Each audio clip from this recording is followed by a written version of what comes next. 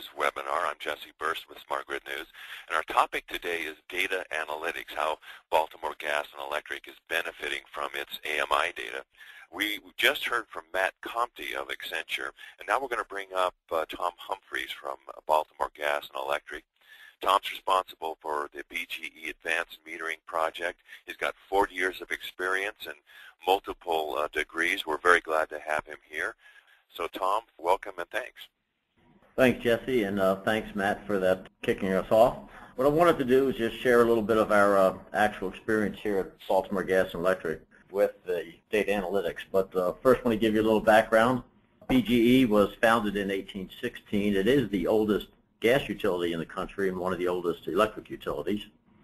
And we serve about 2,300 square miles in our electric territory, and embedded within that about 800 square miles of gas service. We do have some pockets of gas outside of the electric area. We have 1.2 million electric customers, 650,000 natural gas customers, most of whom are also part of the 1.2 million electric customers. We started deploying smart meters, electric advanced smart meters and gas IMUs in April of 2012, and so far we have more than 300,000 installations completed. And we're targeted to end our installation project by September of next year. So our objective in the pilot was to put in this prototyping mechanism that Matt referred to, where our business units throughout the utility operations can begin to define value cases for improving their business operations using predictive analytics.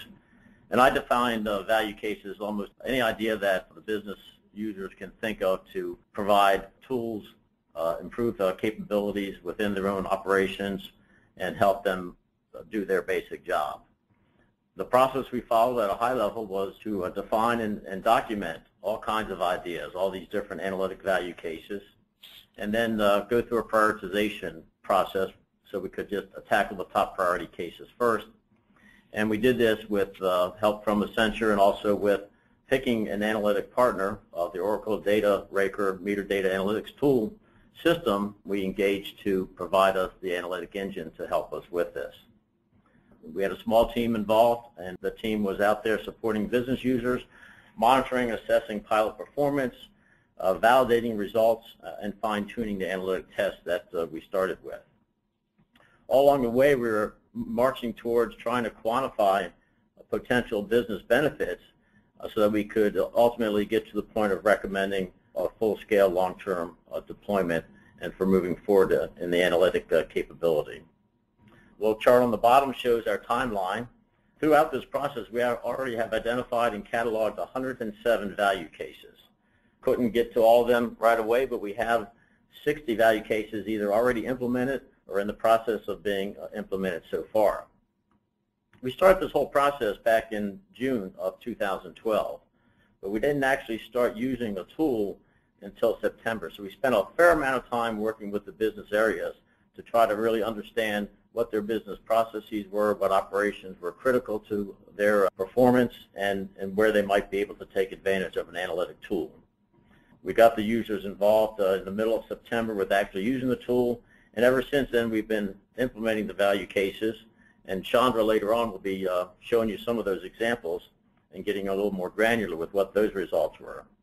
And just recently we found enough success, enough potential benefit down the road that we've just extended our pilot. Our original pilot was for about 4 months, 4 to 6 months, and now we've extended it for another 6 months. That we're pretty confident we're going to continue to find more and more value. We're going to continue to get more and more business areas engaged and just keep broadening the interest throughout the operation of the utility business. So getting a little more granular and specific about that overall approach, we started early back in June, as I said, with researching available products and capabilities. We had discussions with vendors, consultants, other utilities. We then got it kicked off with an executive invitation from one of our VPs who was also very interested in this business. He had the vision to see where the industry was going. So we got him to actually send out the invitation to the business areas. We conducted an introductory session and an orientation, and Accenture helped us here with giving us some industry experts to generate ideas and show examples of how analytics are being used throughout the industry. We then brought in the vendor, Data Raker, and actually did a demonstration using their tool on a live system. It wasn't ours at the time, but they were able to give permission to use a live example, live demonstration with one of their other utility clients. We then went around to each individual business area and started the discussions one-on-one with them so we could focus just on their business needs. Once we identified some initial thoughts, we sat down with Oracle and DataRaker and did a fit gap analysis. We looked at what tools, what tests the DataRaker tool could provide, and how did that sync up well with what the business was looking for. And we used that to help start to prioritize and categorize the various value cases. Any idea is a good idea. We haven't thrown any ideas out. They're all in our inventory, but we did go through a process by which we looked at what value cases might provide value more immediately than others. After that, we did a deeper dive session where we brought the business together with the Oracle DataRaker folks and really focused on those higher priority cases and make sure that we developed an analytic test that would really produce results that the business could use.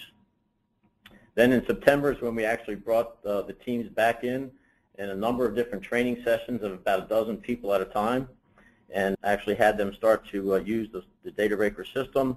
From that point on, we started turning it over and providing results to the business. We had let the business folks use the tool themselves and start to validate, fine-tune, improve the results, see what kind of hit rates we're getting in terms of are the predictions coming through as we had hoped, and then identify business benefits, trying to quantify those benefits, and keep improving the analytic tests, working with the business users, providing support for them, and really getting their feedback on what we would want to do if we went with a long-term, full-scale deployment. The pilot was somewhat limited in terms of the amount of data that we could send to DataRaker. We had all of our data from our head-end system, all of our meter interval reads, as well as events and flags. And we also sent a bunch of customer information from our customer care and billing system. But it's not the full realm of data that you might want to do in a full-scale deployment, but part of the process was to identify what would you want once we're fully deployed and what other data sources would add value to the cases that we were running. And we're still in the process of developing the business case creation to help justify moving forward even beyond the pilot in a full-scale deployment. We think the benefits are there at this point so far, and we're hopeful that we'll continue to move forward. So this little kind of a heat map chart is based on some initial results from the pilot in the different business areas that look more promising, at least early on, than others. The green areas are the highest benefits so far: revenue protection, smart grid operations, demand response, and electric system distribution planning, and transformer asset management kinds of work. And you can see the others there. You can read through them. Chandra, in the next section of this webinar, will actually go through some of the pretty cool examples that show you what the tool can deliver, what an analytics tool can do for you in some of these areas. This is continuing. As we continue the pilot for the next few months, we're going to try to change some of those gray areas to yellow and some of the yellow to green and just keep moving forward. So, Jesse, I think that's it for my part, and we're going to pause for questions as I understand it. Thank you, Tom, very much. Well, you've just been listening to Tom Humphreys of Baltimore Gas and Electric, and we're discussing how BGE is using analytics to get value from its AMI data. So my first question comes from Josh and from several others. Maybe, Tom, you'd be the person. Can you just tell us a little bit more about your smart grid architecture? So with the meter providers, the AMI network, the meter data management system, what products were you using? I'll do my best to address those. The meter data management system is an Oracle product. The AMI system we're using is Silver Spring Networks, head-end system. The meters we're using, the electric meters I know are Landis+Gyr and GE meters.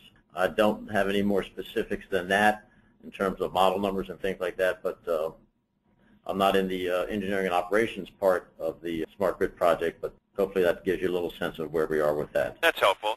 And also in a general sense, and maybe Matt wants to chime in here as well, but Bob and several others asked about what kind of criterion did you use to choose the tool?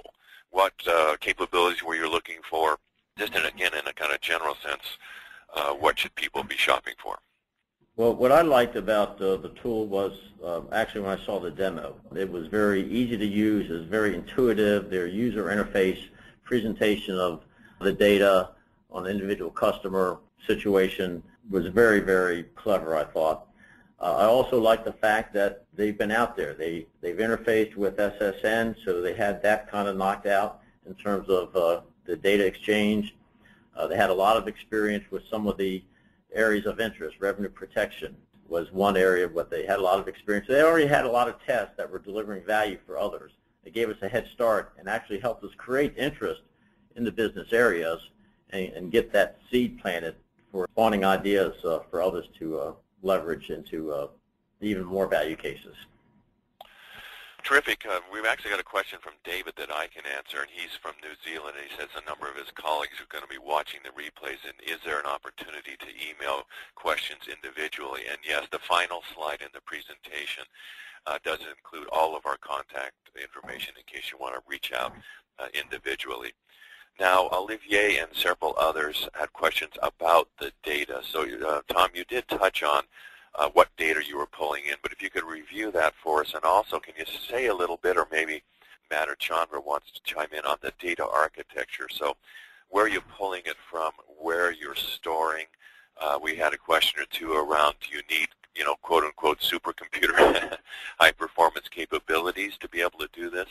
So can you fill us in a little bit more about the data architecture? Yeah, actually, the data is being sent to data rakers. So they're hosting it, they're keeping it, they're holding it, and doing the analytics at their shop, and then they send us the results. The primary source of data is the SSN head-end system, which we call UIQ. That's their name for it. So that has all the interval consumption as well as all the events flags that are generated by the meters. So that's the primary source.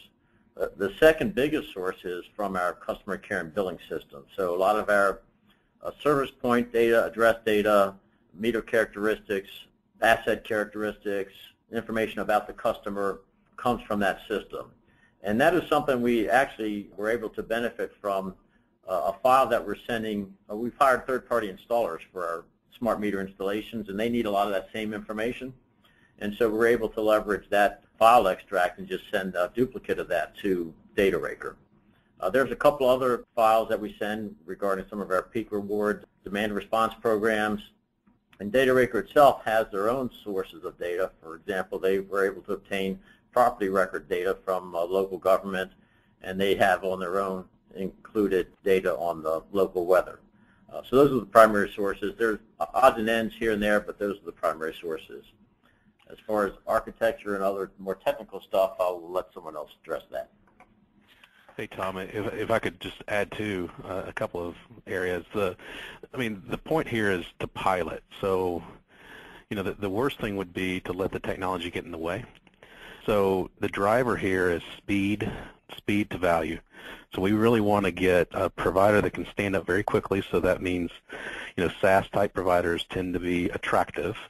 And then we also want to look at available interfaces and data sources that are already being used in the current architecture to leverage those. And when you kind of think through some of the, we're using some customer extract files and some meter data files. Well, you can picture those already flowing between your MTN system, if you have one, customer system, head-end system. So you can see some of that architecture is already there.